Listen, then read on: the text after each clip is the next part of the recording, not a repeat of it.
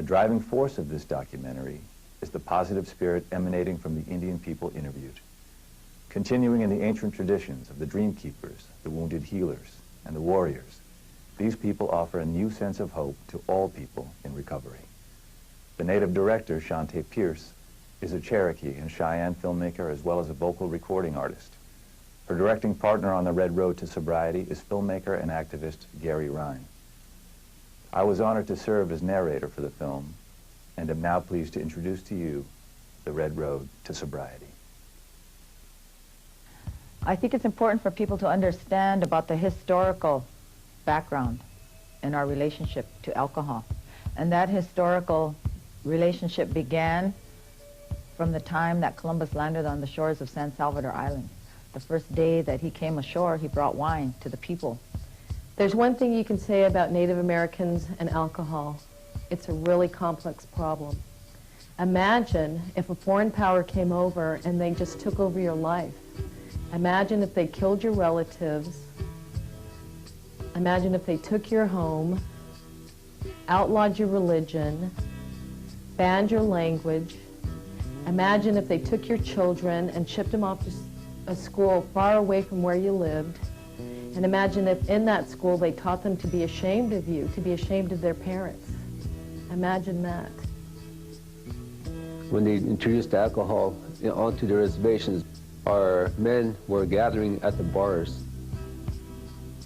Our grandmothers at the time were so hurt. They say that when you start drinking, your dreams would end. And when you stop drinking and pick up the pipe, your dreams would begin. It's the man's spirit going up into the bottle, you see. And so we're empty without the spirit, because the spirit's in that darn bottle. That's why we keep looking for it, trying to find our spirit back. If you say that you're tough, and if you say that you are a man, and if you use alcohol and drugs, and if you quit both, and then if you tell me that you're a man and you're tough, I'll believe you. But using the alcohol and drug and say you're tough, you are not tough. Because both of those could put you 6 feet under the ground anytime, anytime. It isn't okay to be a drunken Indian anymore.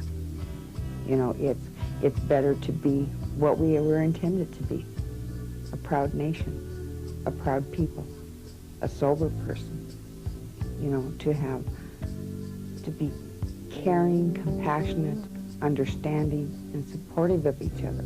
The American Indian has faced so many difficulties in life that it's time that we all go through an individual healing for the benefit of the generation that's coming behind us. I like to call it taku wakashkashka, something holy moving, because that's what I see that's happening across the United States and Canada today. Everywhere I go, all the way from Tennessee to California to North Dakota to Arizona to New Mexico to Toronto to Barrie to Alberta to Saskatoon to Vancouver, there is a movement going on, and it's tremendous. It seems that people want to get healthy. People are starting to change behaviors. People are starting to recognize that I can take responsibility for my own behavior. I can become sober. I can travel that wellness path, and I'm probably going to fall down.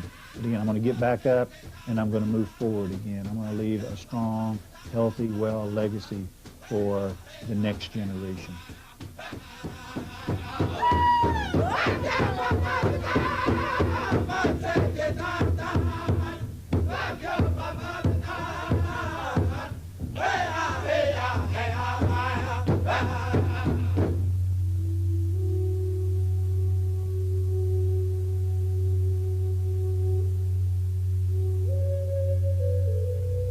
Since before the memory of human beings, the indigenous people of Turtle Island, or North America, lived a deeply spiritual way of life referred to in some traditions as the sacred hoop. Living a life within the sacred hoop required respect. Respect for the Creator, known as the Grandfather Spirit. Respect for nature, known as the Grandmother Spirit. And respect for all aspects of the creation, the spirits of the four directions.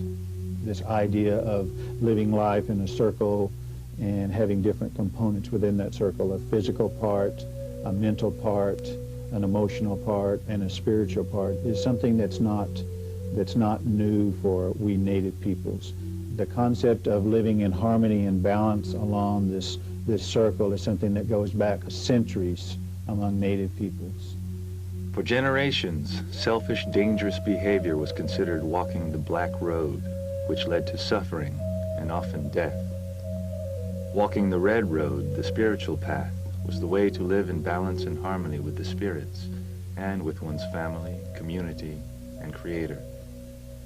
This way of life had at its foundation ancient ceremonies of thanksgiving, renewal, and the seeking of visions. The seeking of visions for guidance in one's life is not unique to the indigenous people of North America. Religious traditions from all over the world include inner journeys which attempt to encounter the deeper realities of spiritual life. These inner journeys are initiated by various techniques, including isolated meditations, extended dances, deprivation of food, drink, and sleep, and the ingestion of sacramental substances.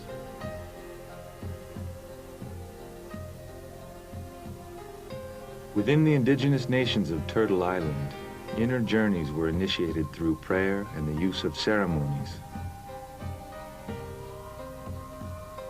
such as vision questing, the sacramental use of peyote, sun dancing, sweat lodge purifications, and the ceremonial drinking of fermented beverages. Very few fermented beverages were used by native cultures before the white man brought them over, and the few tribes in the Southwest that did use alcohol, they were used within very controlled situations. They were used in ceremonies, and there was a lot of rules and regulations for how much could be taken and who could take them. And within the few tribes that did use them, if you used them outside of the ordained way they were supposed to be used, there were serious social repercussions. With the sudden appearance of Europeans in North America, this spiritual way of life was cast into chaos. The new settlers changed life on this continent in innumerable ways, including the devastating introduction of a new form of spirits, alcohol.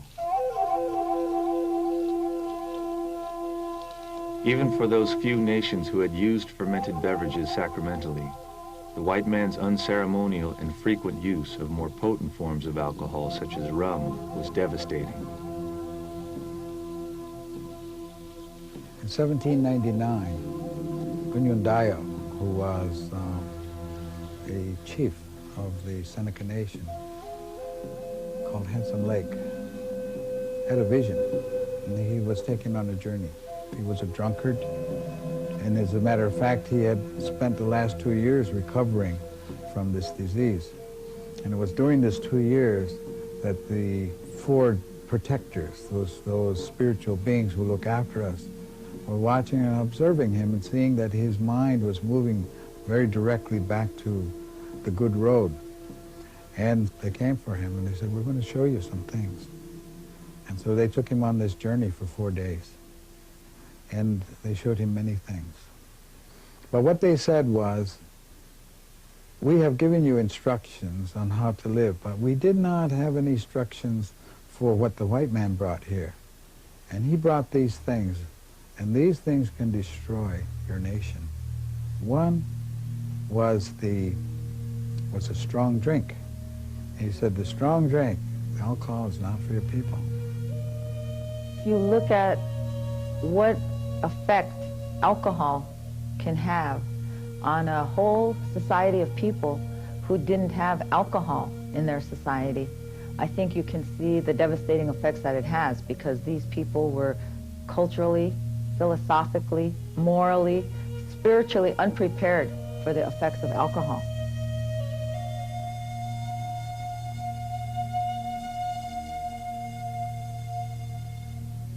As a